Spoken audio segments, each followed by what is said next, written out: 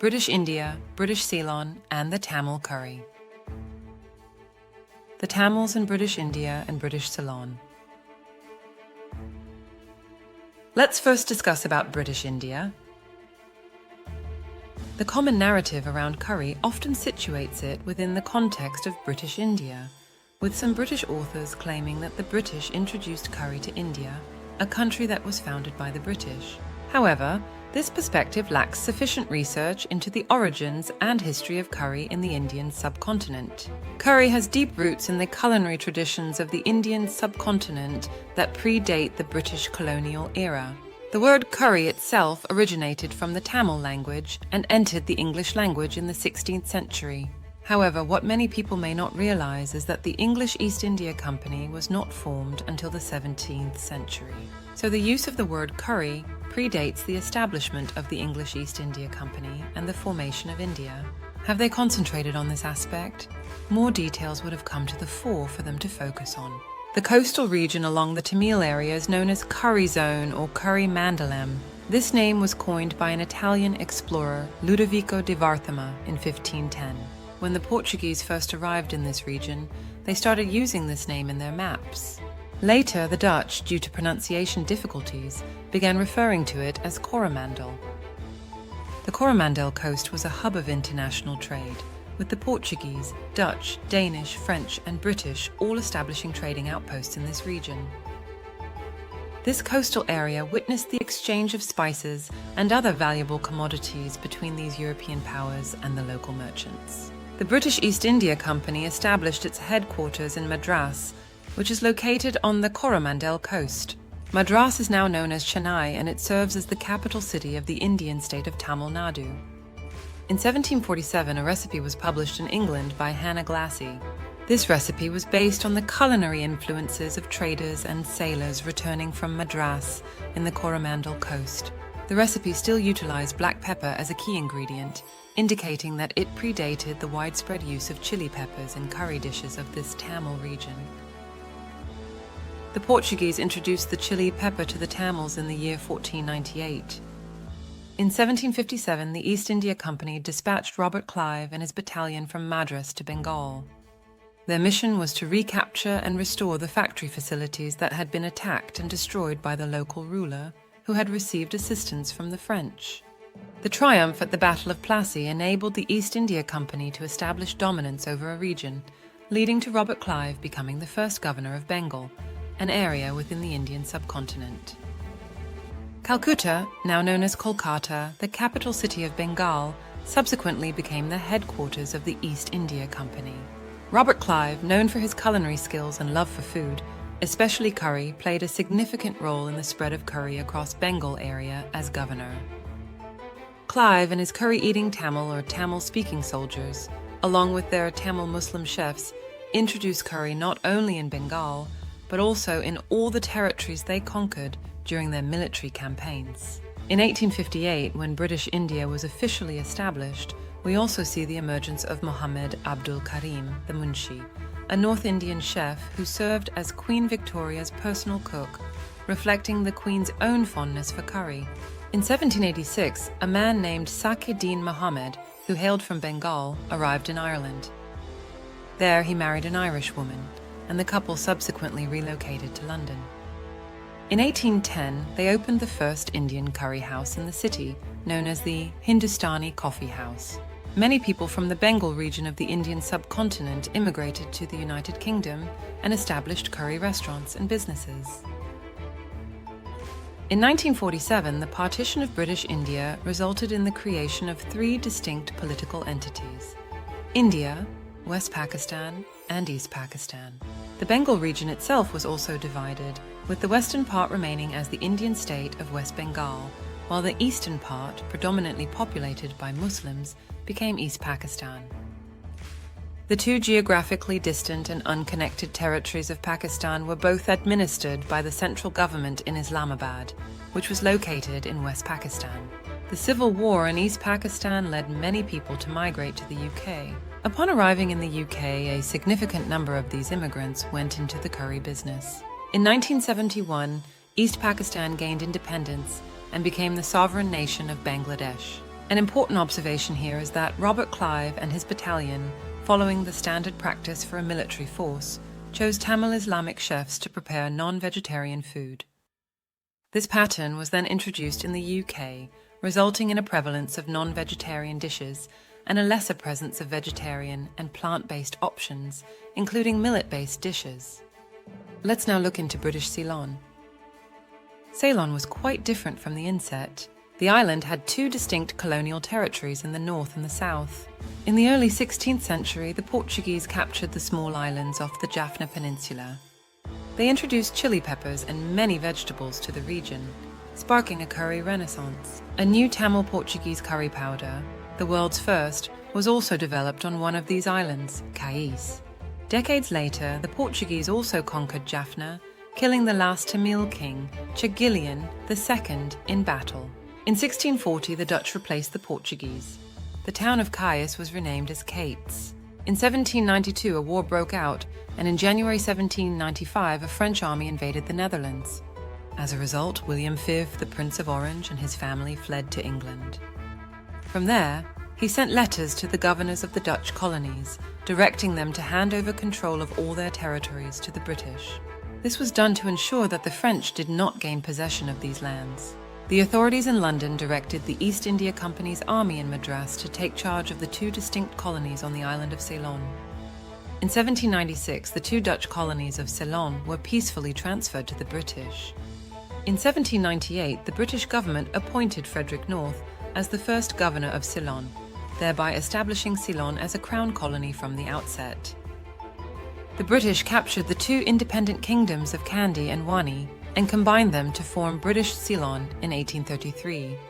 Unlike British India, which became a crown colony in 1858, the British Ceylon had 300 years of European rule under the Portuguese and Dutch before coming under British control. The two Tamil habitats. The Tamils in British India were only under British rule and were not subjected to Portuguese or Dutch colonial control. In contrast, the Tamils in Ceylon, now Sri Lanka, experienced an extended period of colonial rule, first under the Portuguese, then the Dutch, and finally the British, lasting for around 450 years in total. The words curry, mulligatawny, poppadom, congee, and mango were incorporated into the English language during the 16th century when they were introduced through the Portuguese. This was the time period when the Portuguese were colonizing the Tamil people of northern Ceylon, modern-day Sri Lanka, whereas the East India Company had not yet been established, which occurred later in the 17th century. Many curry researchers often face significant confusion when discussing curry in the context of India and Britain. By limiting their analysis to just one of these two regions, they tend to overlook a crucial historical dimension of curry. Although both territories were under British Crown rule by 1858, the British decided to govern them separately. British Ceylon was only 18 nautical miles away, while the Andaman and Nicobar Islands, located 1,400 nautical miles away, were annexed to British India. Historians believe this decision was influenced by the 300 years of Portuguese and Dutch rule over the regions in Ceylon, and the resulting cultural changes that may have prompted the British to adopt this approach. With British colonial rule in both Tamil habitats, the curry renaissance experience was shared among the Tamils. Madras curry powder was a product of this period, but it was introduced in the UK rather than being widely known in Madras or elsewhere in India. It is not similar to the world's first Tamil Portuguese 500-year-old secret family recipe, which doesn't have mild, hot, or very hot versions like Madras curry powder. The ratio of ingredients shouldn't be changed to achieve different levels of spiciness. Instead, the idea behind the Tamil Portuguese curry powder is that you control the spiciness by adjusting the number of spoonfuls you use. The pre-chili and post-chili era curries. The pre-chili era in Tamil cuisine refers to curries that used a black pepper-based curry paste as the primary seasoning. This was the traditional style of Tamil curries before the introduction of chili peppers. The post-chili era in Tamil cuisine began with the introduction of chili peppers by the Portuguese. This introduction not only brought chili peppers, but also led to the development of new chili-based curry powders and spice blends. As a result, Tamil culinary traditions experienced a renaissance. In addition to chili peppers, the Portuguese also introduced new vegetables such as potatoes, tomatoes, pumpkin, and beetroots, 130 of them, to the region. The incorporation of these new vegetables, along with chili peppers, transformed the flavors and techniques of Tamil curries. This marked a significant shift in the culinary history of the Tamil in the region. The Portuguese introduced post-Chile era curry recipes to their other colonies in Asia, including Malacca, Malaysia, and Macau, China. These recipes were then further introduced to Thailand and Japan. As a result, we now have post-Chile era curries from Malaysia, China, Japan, and Thailand. The Portuguese introduced a Tamil Portuguese curry powder that gained popularity in certain countries where the Portuguese had influence, such as Ethiopia. We now see a popular Berbera curry powder and a popular Dora Wat chicken curry in these regions. The use of curry powder is prevalent across many African countries, from Mozambique to Malawi to Nigeria and beyond. The introduction of chili peppers to South Asia and Africa was influenced by the Portuguese and later the Dutch.